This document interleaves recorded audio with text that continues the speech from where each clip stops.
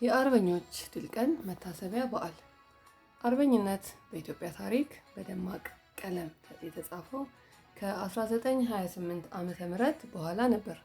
በዘመኑ ጣሊያን በ18 ዓመተ ምህረት በዳግማዊ ምኒልክ የተመራው የኢትዮጵያ ጦር በአድዋ የደረሰባትን መራር ሽንፈት ለመበቀል 40 ዓመታትን ስትዘጋጅ ከርማ ለመላው የጥቁር ሕዝብ እንደ ነፃነት ምልክት ተደርጋ የምትታየው ኢትዮጵያን ወረረች።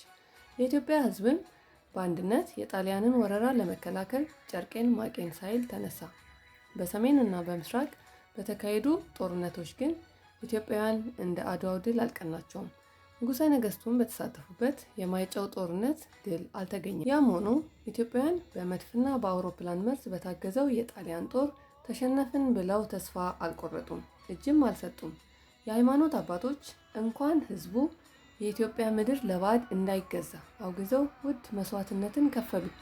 ቆራጦችም የአርበኝነት ትግል ለማካሄድ ዱር ቤቴ አሉ። በዚህም እንደ እጃቸው መዳፍ ጠንቅቀው የሚያውቁትን የሀገራቸውን መልክዓ ምድር መመኪያ አድርገው ጣሊያንን ይፋለሙ ጀመር። ከመኳንንቱ እና ከመሳፍንቱ በተጨማሪ ብዙ ሀገር ወዳድ ኢትዮጵያውያን የአርበኝነት ትግሉን ተቀላቀሉ። ከ5 ዓመታት ተጋድሎ በኋላም ጣሊያን ድጋሚ የሽንፈትን ጽዋ ተጎነጨች። አርበኞች በዱር በገደሉ፣ የውስጥ አርበኞች በከተማና ንጉሠ ነገሥቱ በውጭ ባካሄዱት የዲፕሎማሲ ትግል ወድቃ የነበረችው የኢትዮጵያ ሰንደቅ ዓላማ ተነሳች። ሚያዝያ 27 1933 ዓ.ም ድጋሚ በኢትዮጵያ ሰማይ በነፃነት ለመውለብለብ በቃች። ኢትዮጵያም ድጋሚ በነፃነት ደምቃ ታየች። ይህ የአርበኞች ድል ቀን መታሰቢያ በዓል ሁሌም ሚያዝያ 27 ይከበራል። ዘንድሮም በዛሬ ዕለት ማለትም ሚያዝያ 27 2017 ዓ.ም ለ84ኛ ጊዜ በደማቅ ተከብሯል። ከዛሬው አርበኛ ምን ይጠበቃል? በእርግጥ የነፃነትን ሳይሆን የድል ቀን እንድናከብር ያበቁንን እናት አባቶቻችንን የሰሩትን ታሪክ የሚዘክሩ መታሰቢያ ሐውልቶችና ሙዚየሞች የገነባንበት፣ እነሱ ነፃነቷን አስጠብቀው ያስረከቡንን ሀገር ሉዓላዊነት ጠብቀን አሁን የሀገራችንና የሕዝባችን ትልቁ ጠላት የሆነውን ድህነትን ለመዋጋት ግድቦችን እየገነባን ከተሞችንና የቱሪስት መስህብ የሆኑ የሀገራችንን ቅርሶችና መልክዓ ምድራዊ ገጽታዎች እያለማን በምግብ ራሳችንን ለመቻል በግብርናና በማኑፋክቸሪንግ በፎሬን ዳይሬክት ኢንቨስትመንት ላይ ርብርብ እያደረግን የምንገኝ ቢሆንም አሁን ብዙ ከአሁኑ ትውልድ የሚጠበቅ አርበኝነት ግን አለ። ለምሳሌ ከታች የተዘረዘሩትን ጥያቄዎች በመመለስ ራሳችንን በእርግጥም የዘመኑ አርበኛ ነን ወይንስ ቀጣይ ደግሞ አርበኛ ለመሆን ከኛ ምን ይጠበቃል የሚሉትን ነጥቦች ይሆናል። ለምሳሌ ከታች የተዘረዘሩትን ጥያቄዎች ከመለስን የዘመኑ አርበኛ ነን ማለት ነው። ለምሳሌ ከታች የተዘረዘሩትን ጥያቄዎች ከመለስን የዘመኑ አርበኛ ነን ማለት ነው። ባለሀብቱ ያካበትከውን ሀብት ነገ ጥለኸው እንደምትሄድ ተረድተህ ለሰብአዊ ተግባራት ታውላለህን? ማህበራዊ ኃላፊነትህን በአግባቡ ትወጣለህን? ግብርህን በታማኝነት ትከፍላለህን? የሰራተኞችን መብት ታከብራለህን? በእኩልነትስ ታምናለህን? ከግልህ ባለፈ ለአገር እድገት ትሰራለህን? ነጋዴው ጥራቱ የተጠበቀ ምርት በተመጣጣኝ ዋጋ ለማህበረሰባችን ታቀርባለህ ወይ?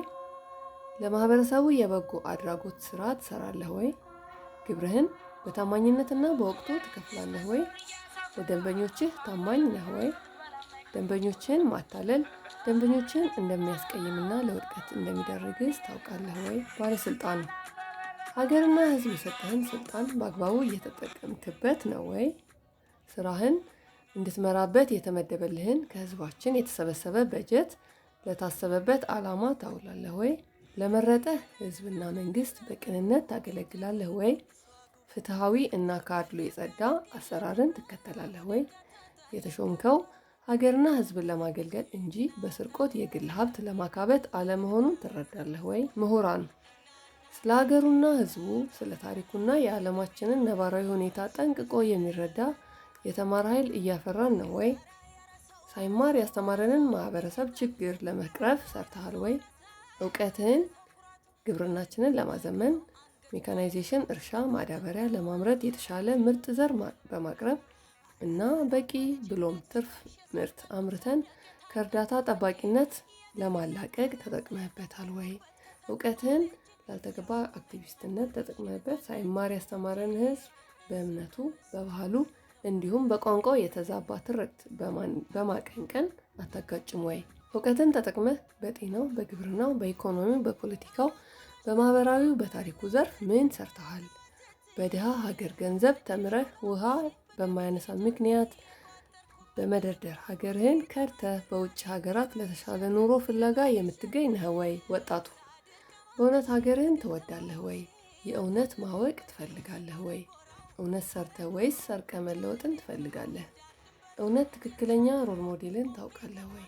የእውነት ታሪክህን፣ ሀገርህን፣ ህዝብህን ታውቃለህ ወይ? የእውነት ሀገራችን በብቸኝነት ያላትን ሀብት ታውቃለህ ወይ? የእውነት ስልጣኔ ምን ማለት እንደሆነ ታውቃለህ ወይ? ሱሪን ዝቅ አድርገህ ትታጠቃለህ ወይስ ወገብን ጠበቅ አድርገህ አስረህ የሚገጥምህን ፈተና ቀድመህ ተረድተህ ለመፋለም ትተጋለህ? ክፍል ለመቁጠር ወይንስ ለማወቅ ነው የተማርከው? ያደጉ ሀገሮች ጥበበኛ፣ አዋቂ፣ ደከመኝ ሰለቸኝ ሳይሉ መስራት በሚችሉ ዛሬ ላይ ቆመው ነገን አሻግረው በሚያዩ ሀገር ወዳድ በሆኑ ወጣቶች ጥረት የተገነቡ መሆኑን ታውቃለህ ወይ? ራስህ እንጂ ሌላ ሰው ውስጥህ የሚመኘውን የስራ ዕድል እንደማይፈጥርልህ ታውቃለህ ወይ? ተቀጣሪነትን ወይስ ስራ ፈጣሪነትን ትፈልጋለህ? ለዛሬ እነዚህን ትንሽ ጥያቄዎች ያነሳን ሲሆን በቀጣይ ለሌሎች የማህበረሰባችን ክፍሎች ሌሎች ጥያቄዎችን ይዘን የምንመለስ ይሆናል። ክብር በደምና አጥንታቸው ዋጋ ነፃነት ላወረሱን አባቶቻችን መልካም የአርበኞች መታሰቢያ ቀን